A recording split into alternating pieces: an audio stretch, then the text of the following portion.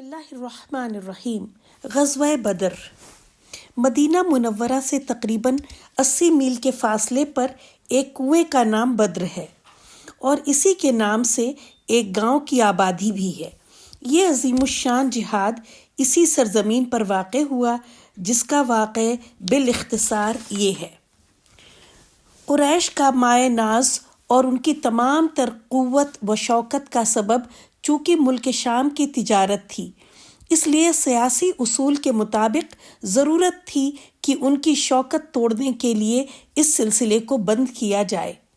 ایک مرتبہ قریش کا ایک بہت بڑا تجارتی قافلہ ملک شام سے آ رہا تھا۔ نبی کریم صلی اللہ علیہ وسلم کو اس کی اطلاع ہوئی تو 2 رمضان المبارک 2 ہجری کو 314 صحابہ مہاجرین و انصار کو ساتھ لے کر مقابلہ کے لیے خود بنفس نفیس تشریف لے گئے۔ روحہ میں پہنچ کر ڈیرا ڈال دیا۔ روحہ مدینہ کی جنوبی جانب میں 40 میل کے فاصلے پر ایک مقام ہے۔ ادھر قریشی قافلے کے سردار کو اس کی اطلاع ہو گئی، اس لیے وہ راستہ چھوڑ کر دریا کے کنارے کنارے قافلے کو لے چلے اور ساتھ ہی ایک سوار کو مکہ کی طرف دوڑایا مدد کے لیے۔ قریش پہلے ہی سے مسلمانوں کے استئصال یعنی جڑ سے اکھاڑ دینے کے لیے منصوبہ گانٹ رہے تھے۔ اس خبر کا مکہ میں پہنچنا تھا کہ فوراً 950 نوجوانوں کا ایک بڑا لشکر جن میں 100 گھوڑے کے سوار اور 700 اونٹ تھے، آپ صلی اللہ علیہ وسلم کے مقابلے کے لیے روانہ ہو گیا۔ اس لشکر میں قریش کے بڑے بڑے سردار اور متمول لوگ سب کے سب شریک تھے۔ صحابہ رضی اللہ عنہم کی جانثاری۔ رسول اللہ صلی اللہ علیہ وسلم کو جب اس کی اطلاع پہنچی تو آپ صلی اللہ علیہ وسلم نے صحابہ رضی اللہ عنہ سے مشورہ کیا اور صدیق اکبر رضی اللہ عنہ اور دوسرے صحابہ رضی اللہ عنہم نے اپنی جان و مال کو پیش کر دیا۔ عمرو بن وقاص اس وقت کم عمر تھے، اس لیے حضرت صلی اللہ علیہ وسلم نے ان کو شرکت جہاد سے روک دیا تو وہ رونے لگے۔ اس پر آپ صلی اللہ علیہ وسلم نے ان کو اجازت عطا فرمائی اور وہ بھی شریک جہاد ہوئے۔ انصار میں قبیلہ خزرج کے سردار سعد ابن عبادہ رضی اللہ عنہ نے اٹھ کر کہا کہ خدا کی قسم آپ صلی اللہ علیہ وسلم فرمائیں تو ہم سمندر میں کود پڑیں۔ صحیح مسلم اور بخاری کی روایت میں ہے کہ مقداد رضی اللہ عنہ نے عرض کیا، یا رسول اللہ صلی اللہ علیہ وسلم، ہم آپ کے دائیں بائیں اور آگے پیچھے سے لڑیں گے۔ یہ سن کر آپ صلی اللہ علیہ وسلم بہت مسرور ہوئے، آگے بڑھنے کا حکم فرمایا۔ بدر کے قریب پہنچے تو معلوم ہوا ابو سفیان تو اپنے قافلے تجارت کو لے کر نکل گیا ہے اور قریش کا بڑا لشکر اسی میدان کے دوسرے کنارے پڑا ہے، اور قافلہ نکل جانے کے بعد بھی ابو جہل نے لوگوں کو یہی مشورہ دیا کہ جنگ کو ملتوی نہ کیا جائے۔ مسلمانوں کا لشکر یہ سن کر آگے بڑھا، لیکن قریش پہلے پہنچ کر ایسی جگہ پر قابض ہو چکے تھے جو جنگی محاذ کے لیے بہتر تھی۔ پانی کے مواقع بھی سب اسی طریق تھے۔ مسلمان پہنچے تو ایسی ریتیلی زمین ان کے حصے میں آئی کہ اس میں چلنا دشوار ہونے کے علاوہ پانی کا نام نہیں۔ غیبی امداد۔ لیکن خداوند عالم فتح و نصرت کا وعدہ فرما چکا تھا۔ ایسے اسباب مہیا فرما دیے کہ اسی وقت بارش ہوئی جس سے زمین کا ریت جم گیا۔ تمام لشکر نے سیراب ہو کر پانی پیا اور پلایا اور اپنے برتن سب بھر لیے، اور زمین میں باقی ماندہ پانی حوض بنا کر روک دیا گیا۔ ادھر اسی بارش نے کفار کی زمین پر اس قدر کیچڑ پیدا کر دیا کہ چلنا مشکل ہو گیا۔ جب دونوں لشکر آمنے سامنے آ گئے تو نبی کریم صلی اللہ علیہ وسلم صفوف قتال کو درست کرنے کے لیے خود کھڑے ہوئے، چنانچہ یہ لشکر ایک مستحکم دیوار کی طرح بن کر کھڑا ہو گیا۔ مسلمانوں کا ایفاء وعدہ۔ اس وقت جب کہ 300 بے سر و سامان آدمیوں کا مقابلہ 1000 باشوکت کافروں سے ہے، ظاہر ہے کہ اگر ایک شخص بھی اس وقت ان کی امداد کو پہنچ جائے تو وہ کس قدر غنیمت معلوم ہوگا۔ لیکن اسلام میں پابندی عہد، ان سب باتوں سے مقدم ہے۔ عین میدان کارزار میں حضرت حذیفہ رضی اللہ عنہ اور ابو حسن رضی اللہ عنہ یہ دو صحابی شرکت جہاد کے لیے پہنچتے ہیں، مگر اپنے راستے کے حوالہ بیان کرتے ہیں کہ راستے میں کفار نے روکا کہ تم محمد صلی اللہ علیہ وسلم کی امداد کو جا رہے ہو۔ ہم نے انکار کیا اور عدم شرکت کا وعدہ کر لیا۔ جب آپ صلی اللہ علیہ وسلم کو اس وعدے کا علم ہوا تو دونوں کو شرکت جہاد سے روک دیا اور فرمایا کہ ہم ہر حال میں وعدہ وفا کریں گے، ہمیں اللہ کی امداد کافی ہے اور بس۔ صحیح مسلم کی روایت۔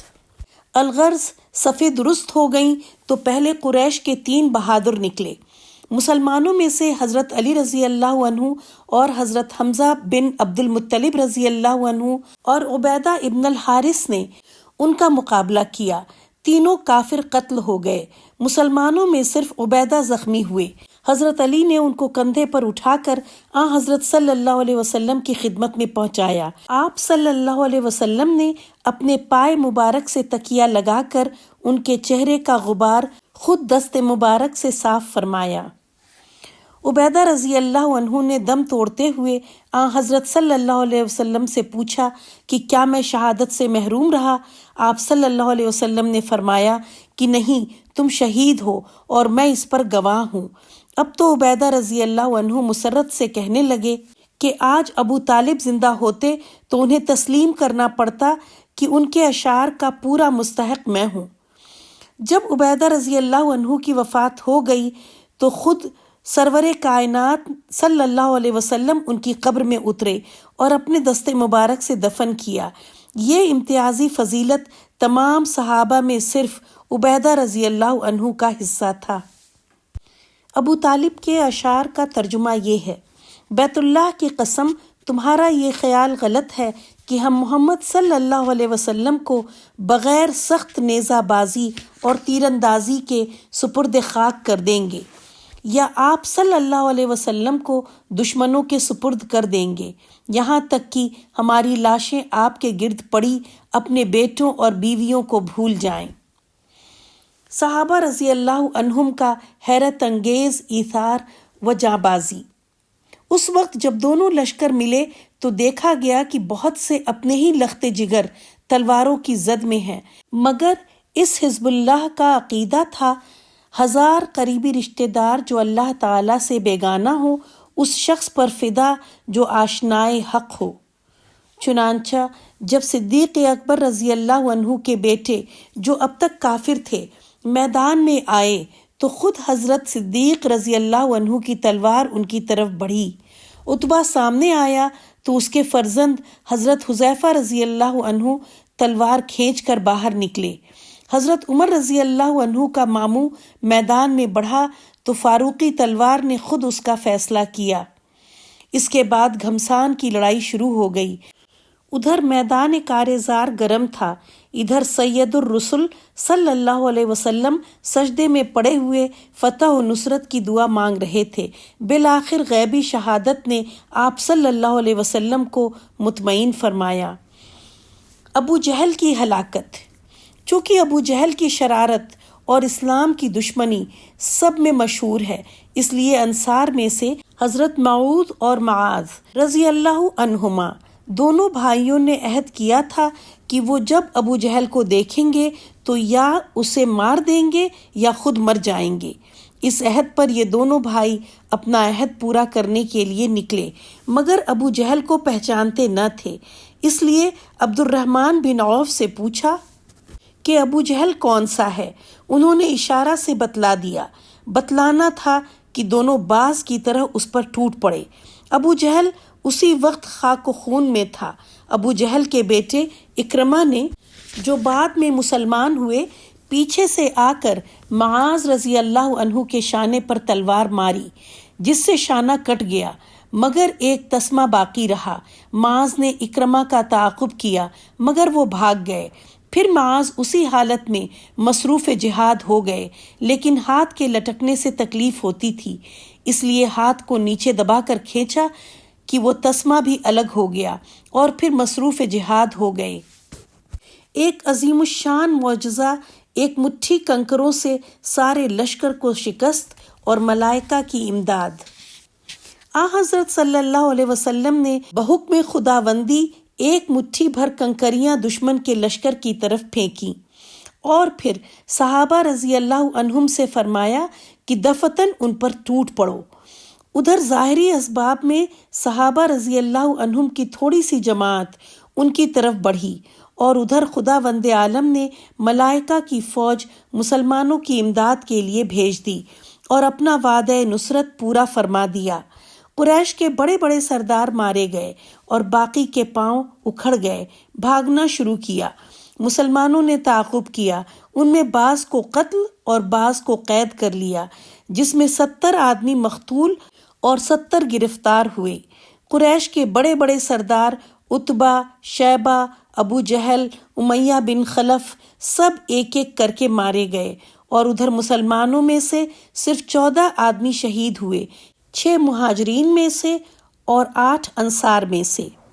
تنبیہ: یہ غزوہ دراصل اول سے آخر تک اسلام کا کھلا معجزہ تھا، ورنہ اس میں مسلمانوں کی فتح کوئی معنی نہیں رکھتی، کیونکہ ادھر 1000 نوجوانوں کا عظیم الشان لشکر ہے اور ادھر صرف 314 آدمی۔ ادھر بڑے بڑے دولت مند امراء ہیں جو تنہا سارے لشکر کی رسد وغیرہ کا خرچ خود اٹھا سکتے ہیں، اور ادھر بے سر و سامان مفلس لوگ۔ ادھر سواروں کی جمعیت اور ادھر مسلمانوں کے لشکر میں صرف 2 گھوڑے۔ ادھر ہر قسم کے ہتھیار و اسلحہ کی بھرمار اور ادھر صرف محدود تلواریں۔ یورپین مورخین حیرت میں ہیں کہ یہ کیسے ہو گیا۔ انہیں خبر نہیں کہ فتح و نصرت، کامیابی ناکامی گھوڑوں اور تلواروں یا مال و دولت کے قبضے میں نہیں ہے، بلکہ اس میں اور کوئی ہاتھ کار فرما ہے۔ لیکن اسباب ظاہری کے دلدادہ برق و بھاپ کے پوجنے والے کہاں اس حقیقت تک پہنچ سکتے ہیں۔ اسیران جنگ بدر یعنی جنگ بدر کے قیدیوں کے ساتھ مسلمانوں کا سلوک۔ تہذیب کے مدعی یورپیوں کے لیے سبق۔ اسیران جنگ بدر جب مدینہ طیبہ پہنچے تو حضرت صلی اللہ علیہ وسلم نے 2 4 کر کے صحابہ رضی اللہ عنہم میں تقسیم کر دیے اور سب کو حکم فرمایا کہ ان کو آرام کے ساتھ رکھیں، جس کا اثر یہ تھا کہ صحابہ رضی اللہ عنہم ان کو کھانا کھلاتے اور خود صرف کھجوروں پر بسر کرتے تھے۔ جنگی قیدیوں کے معاملہ میں بعد مشورہ صحابہ یہ طے ہوا کہ فدیہ لے کر چھوڑ دیا جائے، چنانچہ 4000 فدیہ لے کر چھوڑ دیا گیا۔ اسلامی مساوات۔ ان قیدیوں میں حضرت صلی اللہ علیہ وسلم کے چچا حضرت عباس رضی اللہ عنہ بھی تھے، جو بعد میں مسلمان ہوئے۔ حضرت عباس رضی اللہ عنہ رات کو قید کی تکلیف سے کراہتے تھے۔ ان کی آواز آپ صلی اللہ علیہ وسلم کے گوش مبارک میں پہنچی تو نیند اڑ گئی۔ لوگوں نے عرض کیا، یا رسول اللہ صلی اللہ علیہ وسلم، آپ کو نیند کیوں نہیں آئی؟ ارشاد ہوا، کیسے سو سکتا ہوں جبکہ میرے عم بزرگوار یعنی چچا کے کراہنے کی آواز میرے کانوں میں پڑ رہی ہے۔ یہ سب کچھ تھا، مگر مساوات اسلامی اس کی اجازت نہ دیتی تھی کہ اپنے ضعیف العمر بزرگوار کو قید سے رہا کر دیا جائے۔ جس طرح سب سے فدیہ لیا گیا، ان سے بھی اسی طرح وصول کیا گیا، عام قیدیوں کی نسبت سے کچھ زیادہ، کیونکہ عام اسیروں سے 4000 اور عمرہ سے کچھ زیادہ لیا گیا۔ حضرت عباس بھی غنی تھے، ان کو بھی 4000 سے زیادہ دینا پڑا۔ انصار نے بھی عرض کیا کہ عباس سے فدیہ معاف کر دیا جائے، مگر اسلامی مساوات میں عزیز و اقارب اور دوست و دشمن سب برابر تھے۔ انصار کے کہنے پر بھی یہ قبول نہیں کیا گیا۔ اسی طرح آپ کے داماد حضرت ابو العاص رضی اللہ عنہ بھی اسیران جنگ میں آئے۔ ان کے پاس فدیہ کے لیے مال نہ تھا، اس لیے ان کی زوجہ یعنی حضرت صلی اللہ علیہ وسلم کی صاحبزادی حضرت زینب رضی اللہ عنہا جو مکہ میں مقیم تھی، کہلا بھیجا کہ فدیہ کی رقم بھیج دیں۔ ان کے گلے میں ایک ہار تھا جو ان کی والدہ حضرت خدیجہ رضی اللہ عنہا نے ان کو دیا تھا۔ وہی گلے سے اتار کر بھیج دیا۔ جب آپ صلی اللہ علیہ وسلم نے یہ ہار دیکھا تو بے اختیار آنکھوں میں آنسو آئے اور صحابہ رضی اللہ عنہم سے کہا کہ اگر تم سب راضی ہو تو زینب کے پاس جو اس کی والدہ کی یادگار ہے اس کو واپس کر دو۔ صحابہ رضی اللہ عنہم نے بخوشی قبول کر کے واپس کر دیا اور ابو العاص سے کہہ دیا کہ حضرت زینب رضی اللہ عنہا کو مدینہ بھیج دیں۔ ابو العاص کا اسلام۔ ابو العاص آزاد ہو کر مکہ پہنچے اور شرط کے موافق حضرت زینب رضی اللہ عنہا کو مدینہ بھیجا۔ ابو العاص ایک بڑے تاجر تھے۔ اتفاقاً دوسری مرتبہ پھر ملک شام سے مال لاتے ہوئے پکڑے گئے اور پھر اس مرتبہ رہا ہو کر مکہ واپس آئے اور تمام شرکا کا حساب بے باک کر کے مشرف با اسلام ہوئے اور لوگوں سے کہہ دیا کہ میں اس لیے یہاں آ کر مسلمان ہوتا ہوں کہ لوگ یوں نہ کہیں کہ ہمارا مال لے کر تقاضا کے ڈر سے مسلمان ہو گیا یا جبر و اکراہ مسلمان کر لیا گیا۔